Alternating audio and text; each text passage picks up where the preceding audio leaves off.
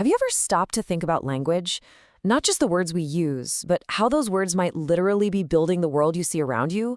I mean, is your reality actually shaped by your grammar? Well, today we're going to dive in and find out.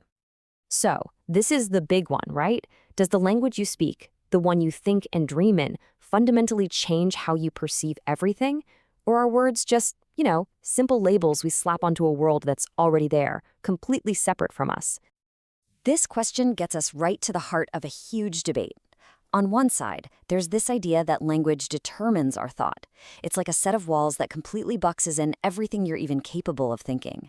But then there's a softer view, that language simply influences thought.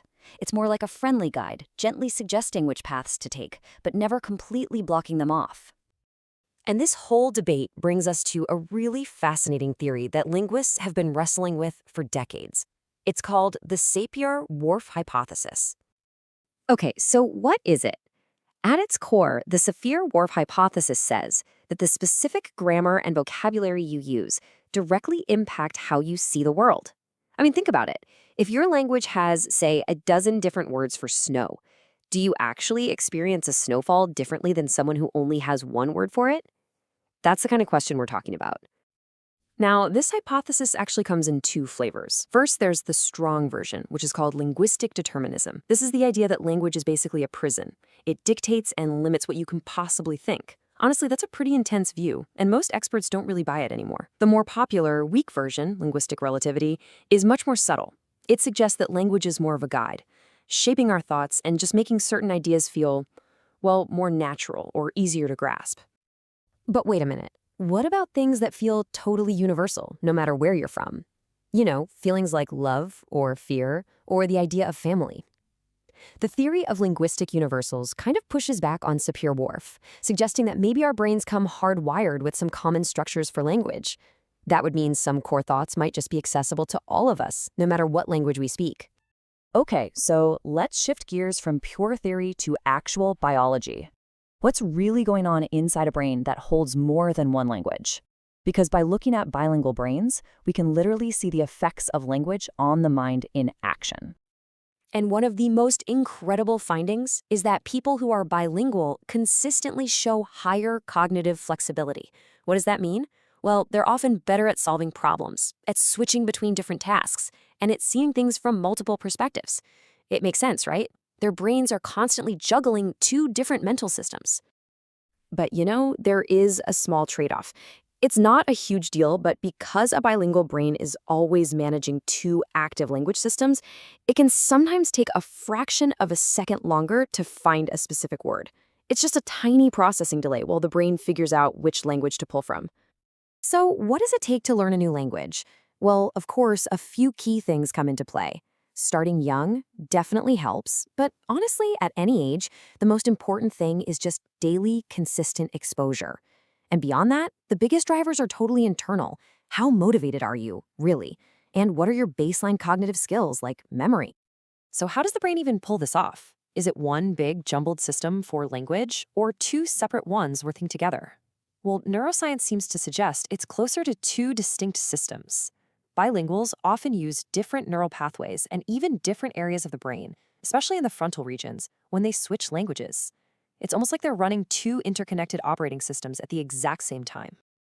Okay, so language isn't just about how we see the world, it's about how we act in it. We use words to do things all the time, to make requests, give commands, make promises. Seriously, every single time we speak, we're actually performing an action.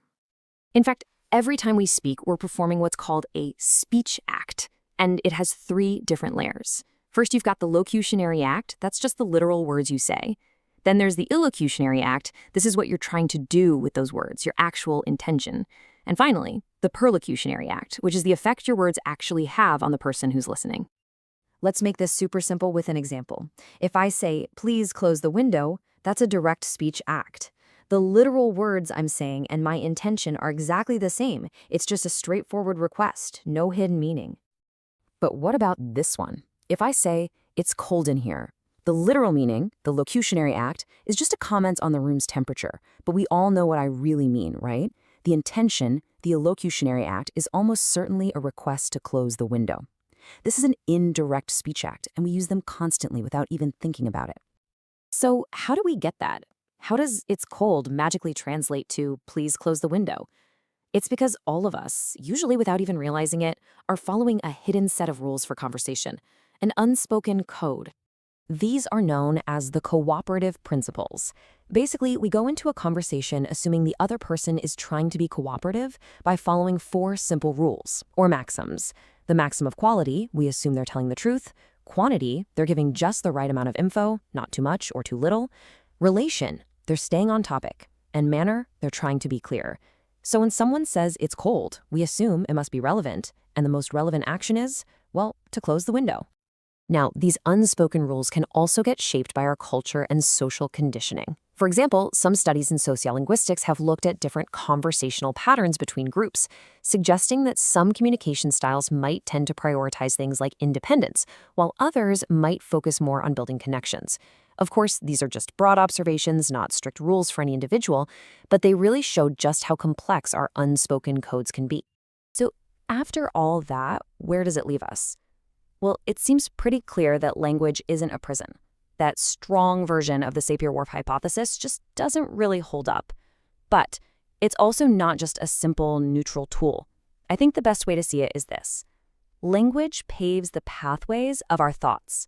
It doesn't build walls, but it does make certain routes easier to travel, more familiar, and ultimately more likely for us to take. And that leaves us with one final thought for you to chew on. Learning a new language isn't just about memorizing new words. It's about paving entirely new pathways in your brain.